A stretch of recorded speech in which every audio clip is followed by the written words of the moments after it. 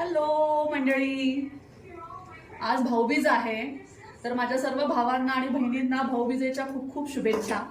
आणि आज खरं तर आमच्याकडे बहीण जात असते भावाकडे, पण आज आम्ही उलटं केलेलं आहे. आज माझा भाऊ माझ्याकडे येणार आहे, कारण की माझा भाऊ इथे नसतो. भाऊ असतो लंडनला आणि जवळजवळ 2-3 वर्ष आमची दिवाळीमध्ये काही भेट झाली नाही. तर या दिवाळीला आज आम्ही भाऊबीज खऱ्या अर्थाने सेलिब्रेट करणार आहे खूप वर्षांनंतर.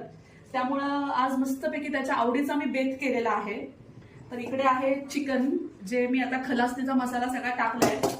तर तुम्ही म्हणाल खलासणी म्हणजे काय, तर आमच्या गावाकडे ना असा एक धने आणि अजून काळे मसाले टाकून मसाला बनवतात, त्याला खलासणी म्हणतात.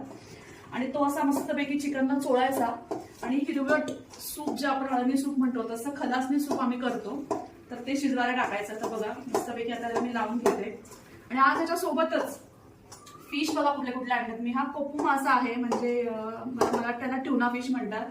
त्यानंतर सुरमई पण आहे, जी माझ्या भावाची फेवरेट आहे. आणि आमच्या दोघांचा फेवरेट मासा तुम्हाला दाखवते. तुम्हाला आवडतो का सांगा, ओळखा बरं.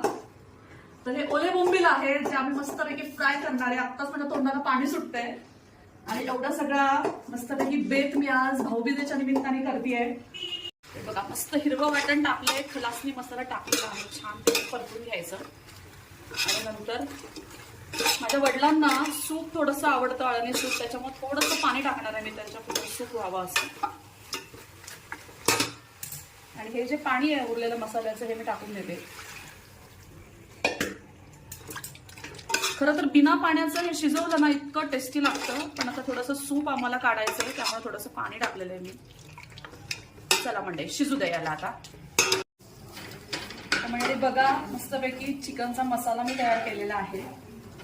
ऑलरेडी हिरवं वाटण मी सूप मध्ये टाकले. याच्यामध्ये मस्त कांदा, खोबरं, तीळ, खसखस, अद्रक, लसूण मस्त झणझणीत मसाला करणार आहे. तो आधी मी परततीये. आणि माझं खलासणी सूप पण तयार झाले, दाखवू एकदा. बघा आता ह्याच्यात थोडासा रस्सा मी माझ्या वडिलांसाठी काढणार आहे. हे सूप बघा.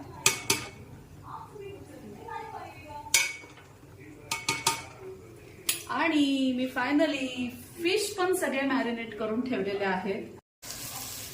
ऑलरेडी एक बॅच मी काढली आहे, ही दुसरी बॅच आहे सुरमईची. इकडे मस्तपैकी मी बोंबील फ्राय केलेत, ते कुरकुरीत होण्यासाठी थोडा वेळ ठेवले आहेत मी असेच गॅसवरती. आणि इकडे माझं चिकन सुद्धा मस्त झणझणीत असं रेडी आहे. चला मंडळी, आता आवरते पटकन आणि ताटा करते. या जेवायला.